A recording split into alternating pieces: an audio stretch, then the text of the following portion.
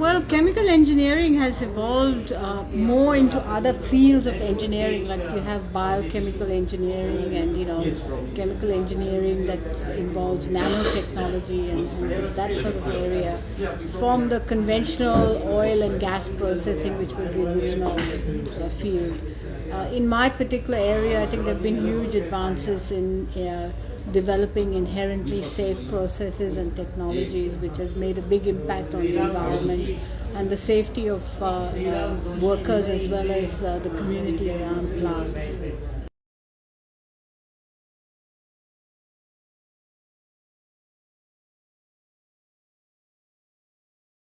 Well, I think that this is a very good question, and this is, I think, the where the future of engineering education is heading. There are so many new interdisciplinary areas of engineering being evolving that there is now a push to do away with separate siloed departments and really teach techniques and technologies that can be deployed in any discipline of engineering. I think this is going to be the future, and it's quite near. Some universities are already looking into this, and others I think will soon follow. And I think the IITs might be among the first to do that.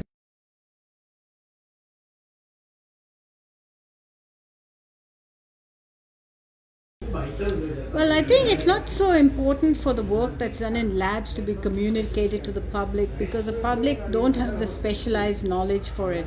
But I think what is important is to convert that work into commercialized applications that can be then utilized for the benefit of the public. That's what people are interested in. And I think there's not enough of that done.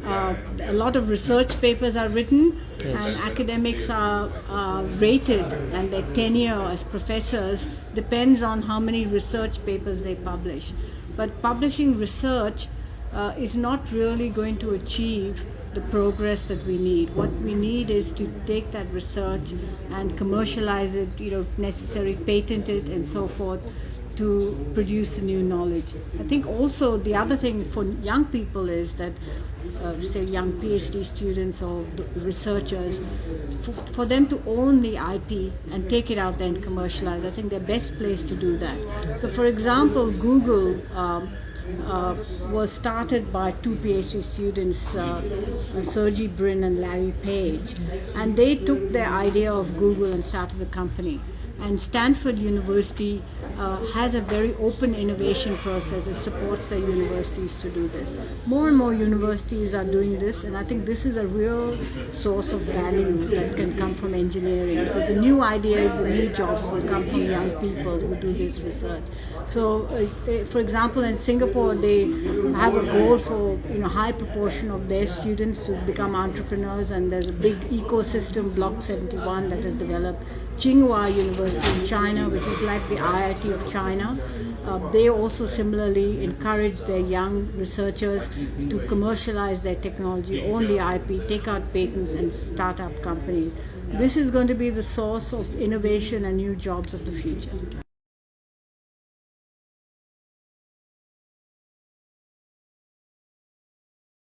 Well, I think, again, as engineers, we do not think enough about the impact that our technology and engineering has on the world, and I think it's very important to think about that. This isn't taught in the class. There's sometimes not enough time, and there's focus on the technology, on the mathematics, on the physics and chemistry of it, and the electronics, but not enough on the social and political and economic implication.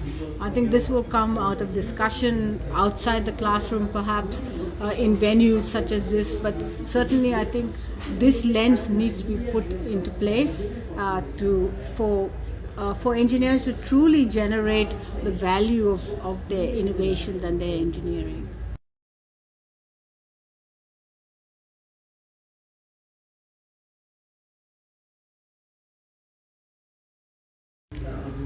Well, I think I talked about the registration of engineering institutions. So at the moment, it's a free for all. Anybody can start an engineering institution and put up some, fancy sort of.